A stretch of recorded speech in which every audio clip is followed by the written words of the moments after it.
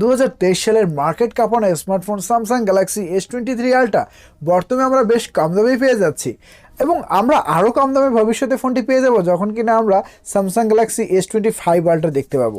তো বন্ধুরা, এই বর্তমানে এসেও স্যামসাং গ্যালাক্সি S23 আলট্রা ফোনটিকে আমার কাছে বেশ ভ্যালু ফর মানি ডিভাইসে মনে হচ্ছে। এবং আপনারা যারা স্যামসাং গ্যালাক্সি S24 আলট্রা কিনতে চাচ্ছেন বা আসছে S25 আলট্রা কিনবেন, তারাও কিন্তু চাইলে S23 আলট্রা ফোনটি দেখতে পারেন। সেক্ষেত্রে এই ফোনটি কিন্তু বেশ ভালো পারফরমেন্সই আমাদেরকে দিচ্ছে। তবে অনেক কাছে প্রশ্ন রয়েছে যে 2024 সালের শেষে এসে বা 25 সালে এসে ফোনটি আমাদের কেমন পারফরমেন্স দেবে, সফটওয়্যার আপডেট আমরা ঠিকমতো পাবো কি না, এবং এআই ফিচারগুলো ঠিকমতো কাজ করছে কিনা, গ্রিন লাইন ইস্যুর কী ব্যাপার রয়েছে, সকল বিষয়ই কিন্তু একটা চিন্তার মধ্যে চলে আসে। প্রথমে বলতে চাই বন্ধুরা, ফোনটি এখন বাংলাদেশ মার্কেটে প্রি ওন্ড যে কন্ডিশনের ফোন রয়েছে, তো সেটা কিন্তু এখন আমরা 75,000 টাকায় বাংলাদেশে পেয়ে যাচ্ছি। এবং নতুন যদি কিনতে চান সেক্ষেত্রে 85,000 টাকার উপরে, প্রায় 90,000 টাকার আশেপাশে আমরা নতুন হিসেবে ফোনগুলো দেখতে পাচ্ছি। তো বর্তমানে এই ফোনটি যদি আমরা কিনি তো অবশ্য কয়েকটা বিষয় আমাদের স্যাক্রিফাইস করতে হবে। প্রথমত, যারা ছোটো ফোন ব্যবহার করেন তার কাছে কিন্তু এই ফোনটি অনেক বেশি বড় মনে হবে এবং প্রথম 1-2 সপ্তাহ ফোনটি চালাতে কিন্তু আনইজি ফিল হবে। কারণ বন্ধুরা, ফোনটি বেশ বড়সড় এবং 234 গ্রামের ওয়েট রয়েছে ফোনটিতে এবং প্রায় 9 মিলিমিটার মতো রয়েছে পুরুত্ব। তবে ভালো বিষয় হচ্ছে উভয় সাইডে কিছুটা কার্ভ হয়, আমাদের ইনহ্যান্ড ফিল অবশ্য ভালো দিয়ে থাকছে। তো প্রাথমিক অবস্থায় কিন্তু এই ফ্ল্যাগশিপ ফোনটি চালাতে একটু আমাদের প্রবলেম হতে পারে। এবং বন্ধুরা, বিল্ড কোয়ালিটির কথা যদি বলতে যাই, ফ্রন্ট এবং ব্যাক সাইডে আমরা গ্লাস পেয়ে যাচ্ছি এবং অ্যালুমিনিয়ামের ফ্রেম রয়েছে এবং গ্লাস হিসেবে আমরা ভিক্টাস 2 প্রোটেকশন পাচ্ছি। তো মোটামুটি বিল্ড কোয়ালিটি, বা মোটামুটি বললে ভুল হবে, ভালোই বিল্ড কোয়ালিটি আমরা ফোনটি থেকে পাচ্ছি। IP68 রেটিং রয়েছে। তবে বন্ধুরা, একটি আলাদা গ্লাস এবং ব্যাক কভার লাগিয়ে ব্যবহার করবেন এবং পানিতে চুবিয়ে ফোনটি এখন দেখার কোনো প্রয়োজন নেই, কারণ কোম্পানি কিন্তু এখন এই ওয়াটার ড্যামেজ বা ফিজিক্যাল ড্যামেজ কিন্তু অ্যাকসেপ্ট করে না।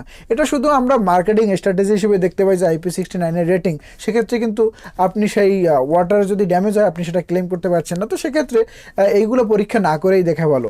তাছাড়া বন্ধুরা, এই ফোনটির হাইলাইটের কথা বলতে গেলে সব কিছুই এই ফোনটির হাইলাইট। সেটা হতে পারে ডিসপ্লে, ক্যামেরা বা ওএস সিস্টেম, এবং যদি পারফরমেন্সের কথা বলা হয় সেটাও কিন্তু বেশ হাইলাইট করা যাচ্ছে এখনও 2024 সালে দাঁড়িয়ে। বন্ধুরা, ফোনটির ডিসপ্লে হিসেবে আমরা 6.8 ইঞ্চের ডিসপ্লে দেখতে পাচ্ছি, 120 হার্টজ রিফ্রেশ রেট রয়েছে, HDR10+ support, dual storage speaker, একেবারে সব কিছুই কিন্তু আমরা ফোনটিতে পেয়ে যাচ্ছি। 1750 নিট সেট রয়েছে, পিক ব্রাইটনেস, ডাইরেক্ট সানলাইটে ফোনটি ব্যবহার করতে গেলে আমরা কোনো প্রবলেমই দেখছি না এবং মাল্টিমিডিয়া পারফরমেন্স একেবারে দুর্দান্ত দিয়ে থাকছে এবং ডুয়াল স্টোরেজ স্পিকার থেকে সাউন্ড কোয়ালিটিও আমাদের বেশ তাগড়া দিয়ে থাকছে এবং বেশ বড় ভালো সাউন্ডই আমরা কিন্তু এখানে দেখতে পাচ্ছি, যে কম বেশি খুব একটা আমরা লক্ষ্য করছি না, লাউড সাউন্ডই কিন্তু আমরা ফোনটি থেকে পাচ্ছি। এবং কিছুটা কার্ভ থাকে, যাদের কার্ভ ডিসপ্লেওয়ালা ফোন পছন্দ তাদের কাছে কিন্তু এই ফোনটি বেশ ভালো লেগে থাকবে এবং কিছুটা কার্ভ থাকলে কিন্তু আসলে ফোনটি দেখতে অনেক ভালো লাগে এবং চালাতেও কিন্তু অনেক সুবিধা হয়। তবে স্যামসাংয়ের স্মার্টফোনগুলোতে সবথেকে বেস্ট পার্ট আমার কাছে যেটা মনে হয় সেটা হচ্ছে এই ফোনটির ওএস সিস্টেম। বন্ধুরা, এখানে যে আমরা ওয়ান ইউআই দেখতে পাই বেশ ক্লিন, এবং যদি ভালো ইউআই এক্সপিরিয়েন্স পেতে হয় অ্যান্ড্রয়েডের ক্ষেত্রে, তাহলেও কিন্তু বন্ধুরা যে স্যামসাংয়ের ফোনের কোনো বিকল্প নেই। এক্ষেত্রে এই ফোনটি আমরা দেখতে পাচ্ছি ওয়ান ইউআই 6.1 এবং রান করছিল অ্যান্ড্রয়েড 13-এর সাথে। তো এক্ষেত্রে 4 বছরের মেইন আপডেট এবং 5 বছরের সিকিউরিটি আপডেট আমরা কিন্তু পেয়ে যাব। তো বন্ধুরা, এক্ষেত্রে যে অ্যান্ড্রয়েড 17 পর্যন্ত, অর্থাৎ অ্যান্ড্রয়েড 17 পর্যন্ত আমরা মেইন আপডেট পেয়ে যাচ্ছি। তো 2-3 বছর কিন্তু ফোনটি এখন কিনলেও বেশ আপডেটের সাথে ব্যবহার করা যাবে।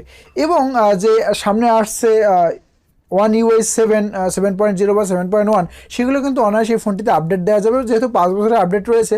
তো 2-3 বছর কিন্তু ফোনটি বেশ ভালোভাবে আমরা চালাতে পারবো এবং এআইয়ের যে যত ফিচারগুলো রয়েছে সেগুলো কিন্তু এই ফোনটিতে খুব ভালোভাবে কাজ করছে। সার্কেল টু সার্চ হোক বা জেনারেট এআই, সেটা কিন্তু খুব ভালোভাবে এই ফোনটিতে এখনও কাজ করে যাচ্ছে। তো এক্ষেত্রে কিন্তু কোনো প্রবলেম আমরা এখানে দেখবো না। পারফরমেন্সের ক্ষেত্রে অবশ্যই টপ নচ পারফরমেন্স আমরা পাবো। তাই বন্ধুরা, পারফরমেন্সের কথা বলতে গেলে এই ফোনটির গেমিং পারফরমেন্স আমরা বেশ ভালো পেয়ে যাবো, কারণ এই ফোনটিতে ব্যবহার করা হয়েছিল কোয়ালকম স্ন্যাপড্রাগন 8 Gen 2, যেটা 4 ন্যানোমিটারের আর্কিটেক্ট বিল্ড। এবং এক্ষেত্রে 14 লাখের মতো কিন্তু আমরা আন্তর্জাতিক দেখেছিলাম, বেশ ভালো তাগড়া পারফরমেন্স আমাদেরকে এখনও দিয়ে যাচ্ছে। যে কোনো প্ল্যাটফর্মে এবং যে কোনো গেমে আমরা 3D গেম খেলি না কেন, খুব ভালোভাবে কিন্তু পারফরমেন্স আমাদেরকে দিয়ে থাকছে। তো পারফরমেন্সের ক্ষেত্রে কিন্তু কোনো এখানে কথা চলে না। এবং যেহেতু এখন আমরা যে ফ্ল্যাগশিপ লেভেলের প্রসেসরগুলো দেখছি, এগুলো কিন্তু আসলে আমাদের খুব একটা কাজে লাগে না। একেবারে খুব হাই লেভেলের কিন্তু এখন আমরা চিপসেট দেখতে পাচ্ছি। 8 ইলেট কিন্তু খুবই মারাত্মক একটি পাওয়ারফুল চিপসেট। তো এত কিছু কিন্তু আমাদের সাধারণ ব্যবহারের ক্ষেত্রে এত পাওয়ারফুল চিপসেট প্রয়োজন হয় না। এবং ক্যামেরা ফাংশনের ক্ষেত্রেও কোনো কমতি নেই বন্ধুরা। ব্যাক প্যানেলেই আমরা পেয়ে যাচ্ছি 5টি ক্যামেরা সেন্সর, 100 মেগাপিক্সেলের যে মেইন ক্যামেরা সেন্সরটি এখানে ওয়াইএসএ সাপোর্ট পাচ্ছে এবং 100x এর ডিজিটাল জুমও আমরা কিন্তু ফোনটি থেকে পেয়ে যাচ্ছি। দুটি আছে, একটা 10 মেগাপিক্সেলের পেরিস্কোপ টেলিফোটো এবং আরেকটি হচ্ছে 10 মেগাপিক্সেল টেলিফোটো 12 মেগাপিক্সেল আল্ট্রাওয়াইড। তো কোনো অংশেই কিন্তু আমরা কম ক্যামেরা পারফরমেন্স পাচ্ছি না এবং S24 আল্ট্রার মতোই কিন্তু আমরা এই ফোনটি থেকে পারফরমেন্স পেয়ে যাচ্ছি। তবে একটু পিছিয়ে থাকছে, যেটা 5x অপটিক্যাল জুম আমরা পেয়ে যাচ্ছি S24 আল্ট্রায়, তো এক্ষেত্রে কিন্তু আমরা 3x পর্যন্ত অপটিক্যাল জুম পাচ্ছি। তো এখানে কিন্তু কিছুটা পিছিয়ে থাকছে, তবে ছবির ক্ষেত্রে ভিডিওর ক্ষেত্রে কিন্তু কোনো কমতি দেখছি না। আমরা 8K ভিডিও রেকর্ডিং করতে পারছি 30 fps এর সাথে এবং ওয়াইএসআর সাপোর্ট রয়েছে, বেশ স্টেবল ভিডিও কিন্তু আমাদেরকে দিয়ে থাকছে। এবং যারা কন্টেন্ট ক্রিয়েট করে থাকেন তাদের ক্ষেত্রে কিন্তু এই ফোনটি বেশ ভ্যালু ফর মানি ডিভাইসই হবে ক্যামেরার ক্ষেত্রেও। এবং ফ্রন্টে আমরা 12 মেগাপিক্সেলের ক্যামেরা এবং যেখান থেকে আমরা 4K 60 fps ভিডিও রেকর্ডিং করতে পারছি এবং রেডি টু আপলোডের মতো ছবি এবং ভিডিও কিন্তু ফোনটি আমাদেরকে এখনও প্রোভাইড করছে। এবং ক্যামেরা পারফরমেন্স যদি আপনার মেইন ফোকাস হয়ে থাকে সেক্ষেত্রেও কিন্তু S23 আল্ট্রা একটি ভালো চয়েস হতে পারে। এবং আপনি যদি কন্টেন্ট ক্রিয়েট করে থাকেন এবং এর যে AI feature plus camera function কিন্তু বেশ ভালো পারফরমেন্স আমাদেরকে দিয়ে থাকছে।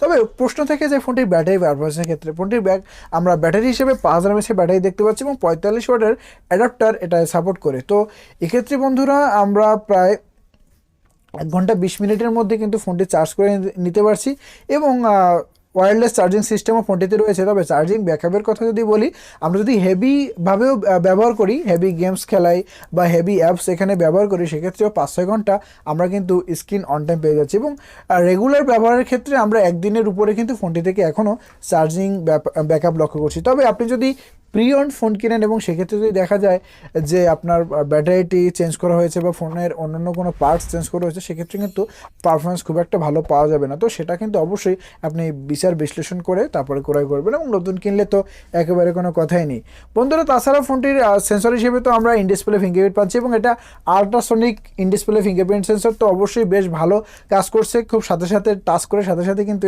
এটা খুলে যাচ্ছে। কানেক্টিভিটি হিসেবে অবশ্যই বন্ধুরা এটা 5G ফোন হিসেবে আমরা পেয়ে যাবো, ব্লুটুথ 5.3 রয়েছে, ওয়াইফাই 6 এখানে আমরা দেখতে পাচ্ছি। তো কানেক্টিভিটি হিসেবে কিন্তু আমরা সব কিছুই এই ফোনটিতে লক্ষ্য করছি। এবং স্টোরেজ হিসেবে আমরা 8/256 GB থেকে শুরু করে 12 GB 1TB পর্যন্ত আমরা স্টোরেজ পেয়ে যাচ্ছি। LPDDR5X র্যাম টাইপ এবং UFS 4.0 আমরা স্টোরেজ টাইপ পাচ্ছি, যেটা বর্তমানে যে কোনো ফ্ল্যাগশিপ ফোনেও কিন্তু আমরা এই স্টোরেজ টাইপই এবং এই র্যাম টাইপই দেখতে পাই। তো অবশ্যই তাগড়া পারফরমেন্স ফোনটি আমাদেরকে দিয়ে থাকবে। তবে বন্ধুরা যে গ্রিন লাইনের একটি বিষয় রয়েছে, সবাই কিন্তু কমেন্ট করে থাকেন এই গ্রিন লাইনের বিষয় নিয়ে। বন্ধুরা যেহেতু ফোনটি এখন প্রায় 2 বছর হয়ে গেছে এবং এক্ষেত্রে গ্রিন লাইন থেকে এড়ানোর একটাই মাত্র পথ হচ্ছে, সেটা হচ্ছে আপডেট না দেওয়া। এবং আপনি যদি আপডেট আমাদের দেওয়ার জন্য কিন্তু মনটা অবশ্যই ছটফট করে থাকে, নতুন কি ফিচার আমরা ব্যবহার করতে পারি সেটা দেখার জন্য বা একটু নতুনত্ব আনার জন্য কিন্তু আমরা আপডেট দিয়ে থাকি। তো আপনি আপডেট দিলেও কিন্তু অবশ্যই দেরি করে দিবেন, 1 মাস 2 মাস যাবে এবং এই ফোনটির আপডেটের পর কোনো প্রবলেম আসলো কি না। এবং আপনি যখন আপডেট দিবেন অবশ্যই কিন্তু ওয়াইফাইতে কানেক্ট করে তারপর আপডেট দিবেন, যাতে আপনার ফোনটি কম গরম হয় এবং চেষ্টা করবেন একটু লো টেম্পারেচারে ফোনটিকে আপডেট করা, যাতে ওভারহিট না চলে আসে। তো এভাবে যদি আপনি যে কোনো অ্যামোলেড ডিসপ্লেওয়ালা ফোনে যদি এভাবে আপনি আপডেট করেন, সেক্ষেত্রে কিন্তু গ্রিন লাইনের ইস্যু বা গ্রিন লাইন ইস্যু আসার চান্স কিন্তু কমে যাবে। তো বন্ধুরা এই শুধু একটি যে প্রবলেম আপনি ফেস করতে পারেন সেটা হচ্ছে গ্রিন লাইনের, তবে এটা তো এখনও কোনো নিশ্চিত নয় এবং যে কোনো ফোনের ক্ষেত্রেই এটা গ্রিন লাইন ইস্যু চলে আসতে পারে, এক্ষেত্রে কনফার্ম কিন্তু কিছু বলা যায় না। তো বন্ধুরা এই ছিল আজকে ভিডিও এবং আপনি যদি স্যামসাং লাভার হয়ে থাকেন তাহলে আমরা স্যামসাং গ্যালাক্সি S25 আল্ট্রা সম্পর্কে নতুন যে নিউজগুলো রয়েছে তা নিয়ে একটি ভিডিও তৈরি করেছি, আপনি চাইলে সেটা দেখে নিতে পারেন। আসছি খুবই শীঘ্রই নতুন কোনো ভিডিও নিয়ে। ভালো থাকবেন, সুস্থ থাকবেন, ধন্যবাদ।